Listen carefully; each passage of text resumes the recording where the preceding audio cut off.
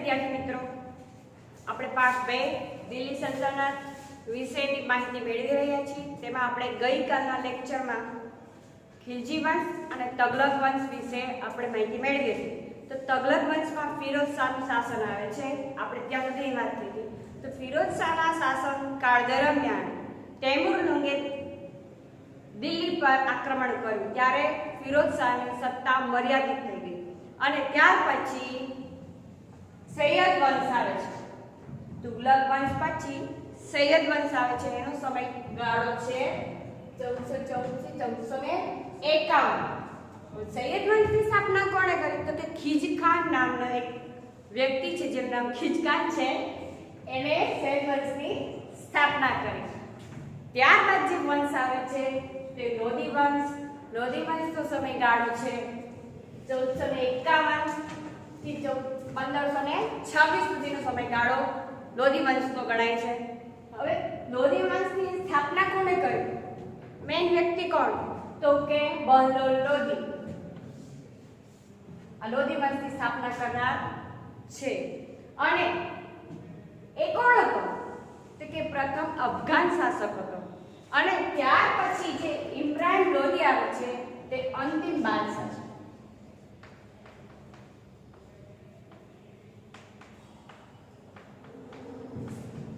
એટલે કે લોધી વંશનો છેલ્લો બાદશાહ, એનું નામ શું? તો કે ઇબ્રાહિમ લોધી। અને ઈસવીસન 1526 માં બાબર સામે પાણીપતનું પ્રથમ યુદ્ધ થાય છે। કોણ? ઇબ્રાહિમ લોધી અને બાબર બંનેનું યુદ્ધ થાય છે। ક્યાં? પાણીપત પ્રથમ યુદ્ધ। એમાં ઇબ્રાહિમ લોધી હારી જાય છે, બાબર જીતી જાય છે। તો શું થાય છે? જીત્યાનું શાસન આવે તો સલ્તનત સત્તા અહીંયા અંત આવે છે અને મુગલ શાસનની શરૂઆત થાય છે। આ હતું આપણું લોધી વંશ। ફરીથી એકવાર સમજી લઈએ। બહલોલ લોધી લોધી વંશની સ્થાપના કરી, તે પ્રથમ અફઘાન હતો, ત્યાર પછી ઇબ્રાહિમ લોધી આવે છે, જે લોધી વંશનો છેલ્લો શાસક કહેવાય છે। ઇબ્રાહિમ લોધી અને બાબરનું યુદ્ધ થાય છે ઈસવીસન 1526 માં। અને ક્યાં થાય છે? તો કે પાણીપતના મેદાનમાં પ્રથમ યુદ્ધ થાય છે, તેમાં ઇબ્રાહિમ લોધીની હાર થાય છે। એટલે કે શું? તો કે બાબર જીતી જાય છે, એટલે એનું શાસન આવે છે, જે કહેવાય છે મુઘલ શાસન કહેવાય છે। હવે આપણો પાઠ છે તે મુઘલ શાસન છે। આગળના પાઠ જોઈશું તેમાં મુઘલ શાસનની કયા રાજા, એનો વિસ્તાર કેટલો હતો, એની રાજ્ય વ્યવસ્થા કેવી હતી, એના વિશે આપણે માહિતી મેળવીશું। પણ આપણે લોધી વંશની આ માહિતી મેળવી, પણ હવે દિલ્હી સલ્તનતની રાજ્ય વ્યવસ્થા કેવી હતી એના વિશે આપણે માહિતી મેળવીશું। રાજ્ય વ્યવસ્થા જોઈએ તો દિલ્હીની વિશિષ્ટ એવી કહી શકાય એવી રાજ્ય વ્યવસ્થા હતી। એટલે કે કેન્દ્રમાં સુલતાન હતો, જે સર્વોપરી ગણાતો હતો।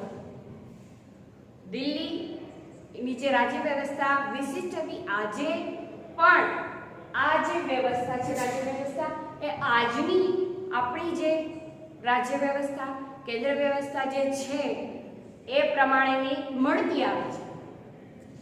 કેન્દ્રમાં એટલે કે દિલ્હી સલ્તનતના દિલ્હી કેન્દ્રમાં સુલતાન જ હતો અને સુલતાનની સત્તા સર્વોપરી ગણાતી। એનો નિર્ણય સુલતાન જે કે એ પ્રમાણે નિર્ણય લેવામાં આવતો। હવે સત્તા સર્વોપરી એટલે શું? તો કે સર્વોચ્ચ ન્યાયાધીશ, સેનાપતિ, કારોબારીનો સર્વોચ્ચ વડો, આ જે હોદ્દા છે એ પોતે ધારણ કરતો। એવા જ્યારે કઈ નિર્ણય કરવાનો થતો ત્યારે આ બધાના નિર્ણયમાં સુલતાનની નિર્ણય અંતિમ નિર્ણય ગણાતો। ફરીથી સમજાવું, સુલતાન સર્વોપરી ગણાતો, જે સર્વોચ્ચ ન્યાયાધીશ, સેનાપતિ, કારોબારીનો સર્વોચ્ચ વડો ખુદ સુલતાન પોતે જ હતો। હવે એના મદદ માટે શું હતું? કોણ હતું? તો કે મંત્રીમંડળ હતું। આજે પણ મુખ્યમંત્રી હોય છે, તેના મદદ માટે પ્રધાનો હોય છે, નિમવામાં આવે છે। આપણે પ્રત્યક્ષ કે પરોક્ષ રીતે ચૂંટણી કરીને જ ત્યાં વિધાનસભામાં પહોંચ્યા હોય છે। એને મદદ માટે એને અલગ અલગ ખાતા, એ પ્રધાનોને અલગ અલગ ખાતા સોંપવામાં આવ્યા હોય છે, જેથી મુખ્યમંત્રીને મદદ મળે। તો ત્યારે પણ મદદ માટે મંત્રીમંડળ નિમવામાં આવતું। તો મંત્રીમંડળની નિમણૂક કોણ કરતો? તો કે સુલતાન ખુદ પોતે જ કરતો હતો. અને આ જે રાજ્ય વ્યવસ્થા છે, વહીવટી સુગમતા ખાતર અને વિશિષ્ટ પદ્ધતિ અપનાવી હતી. તે માટેની પ્રજાને સંતોષ થાય અને વ્યવસ્થિત શાસન ચાલે તે માટે સુલતાને તેના રાજ્યનું કેન્દ્રીય, પ્રાંતિક અને સ્થાનિક એમ 3 વિભાગમાં વિભાજન કરી દીધું હતું, જેથી શાસન વ્યવસ્થા વ્યવસ્થિત રીતે ચલાવી શકાય. હવે આપણે એને વિશે જોઈશું. કેન્દ્રનું અને પ્રાંતિક અને સ્થાનિક એના વિશે આપણે વિસ્તારથી સમજીશું. હવે આપણે આગળ કેન્દ્રીય વ્યવસ્થા, પ્રાંતીય વ્યવસ્થા અને સ્થાનિક શાસન વિશે આપણે માહિતી મેળવવાની છે. એટલે કેન્દ્રીય શાસન કેવું હતું, એમાં કેવી રીતે વ્યવસ્થા હતી એના વિશે આપણે માહિતી મેળવવાની. તો સુલતાન પછી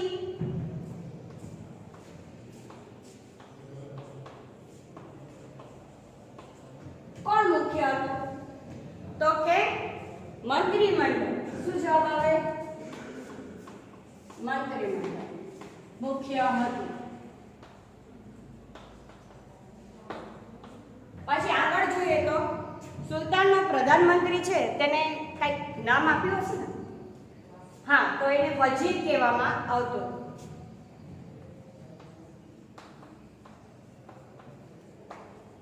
જે વહીવટી તંત્રનો વડો કહેવાતો તેને વજીર કહેવાતો.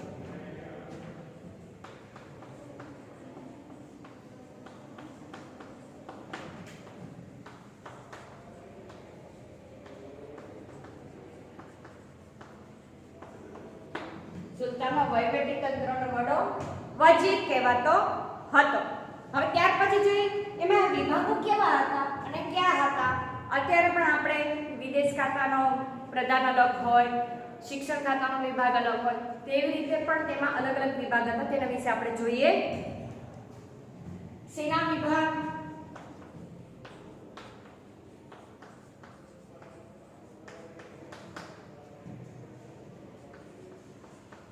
ન્યાયાધીશ વિભાગ,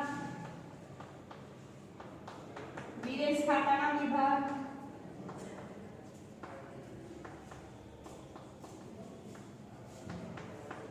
અને બીજા કયા વિભાગ હતા? તો કે ગુપ્તચર વિભાગ,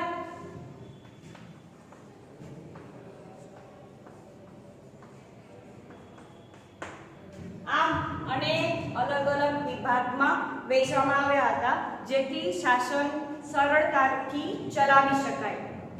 અને આધુનિક મંત્રીમંડળ જેવી જ તેની વ્યવસ્થા હતી. હવે આપણે જોઈએ પ્રાંતીય શાસન. તો પ્રાંતીય શાસન છે એમાં જોઈએ તો પ્રાંતને જાગીરમાં વહેંચવામાં આવ્યું.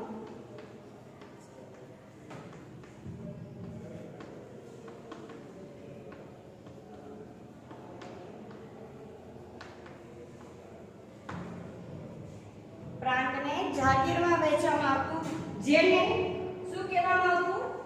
ઇક્તા કહેવામાં આવતું. જેને ઇક્તા કહેવામાં આવતું.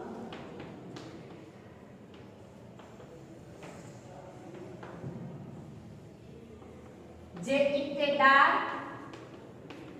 અથવા મુક્તિ, ઇક્તેદાર અથવા મુક્તિના નામે ઓળખાતું હતું.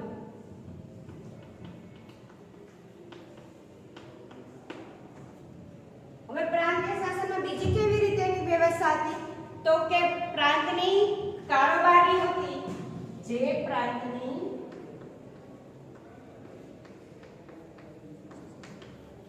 કારોબારી એટલે જે ન્યાયનો અમલ જે કરાવવાનો હોય તેને કારોબારી કહેવાય. તો કારોબારીનો વડો કોને કહેવાય? ન્યાયાધીશ.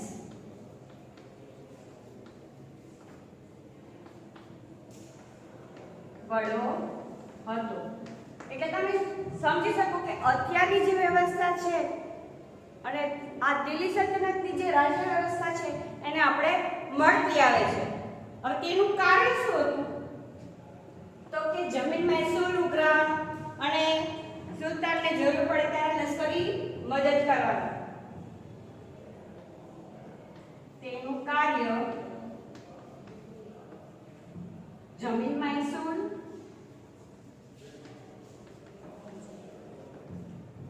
ઉઘરાવાનું અને બીજું શું કામ હતું?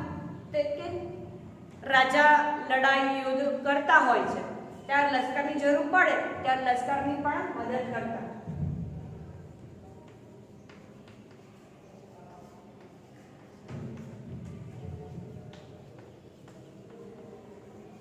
હવે આપણે આગળ સ્થાનિક વિશેની માહિતી મેળવીએ. સ્થાનિકમાં કેવી રીતે વ્યવસ્થા ચલાવતા હતા?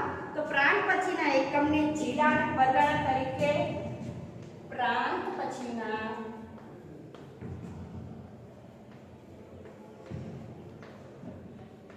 જિલ્લા અને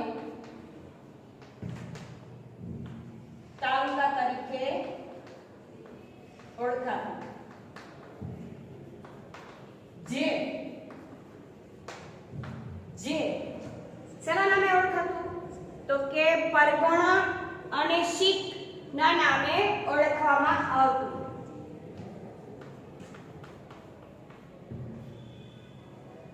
શીખ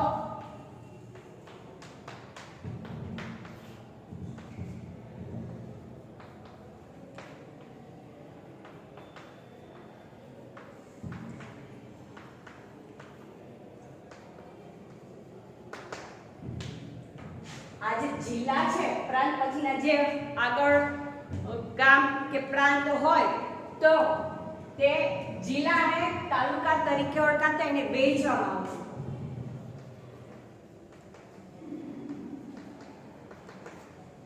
અને તેને શું કહેવાય? તો કે પરગણા અને શીખ. જિલ્લા એટલે પરગણા અને શીખ એટલે તાલુકા. વહીવટની સુગમતા ખાતર કેન્દ્ર મોટું હોય. આપણે ખબર છે કે આપણા ભારત દેશ વિશાળ છે, તો દિલ્હીથી બધે શાસન કરવું એના માટે કપરું થઈ શકે. તેના માટે કેન્દ્રીય વ્યવસ્થા, પ્રાંતીય શાસન અને સ્થાનિક શાસન એવી રીતે 3 ભાગ પાડ્યા હતા. અને એમાં પણ સ્થાનિક શાસનમાં પણ વહીવટની સુગમતા ખાતર જ તેને જિલ્લા અને તાલુકા એવા ભાગોમાં વહેંચવામાં આવતું હતું. અને જ્યારે પણ ગામનો જે મુખી હોય, જે સરપંચ હોય, તે મુખી કહેવાતો હતો. સરપંચ મુખી કહેવાતો. તો આપણે જોયું કે દિલ્હી સલ્તનતની રાજ્ય વ્યવસ્થા કેવી હતી અને તેને આપણે કેન્દ્રીય વ્યવસ્થા, પ્રાંતીય શાસન અને સ્થાનિક શાસનની વિશેની માહિતી મેળવી. તો આ મુખીનું પણ એક જ કામ હતું. શું હતું? તો કે મુકદ્દમા ચલાવવાનું, એટલે કે ન્યાય આપવાનું, અને કારકુન જે પરવારી અને કારકુન હોય એના જે કામ હોય એને લગતા એને મદદ કરવાની હતી.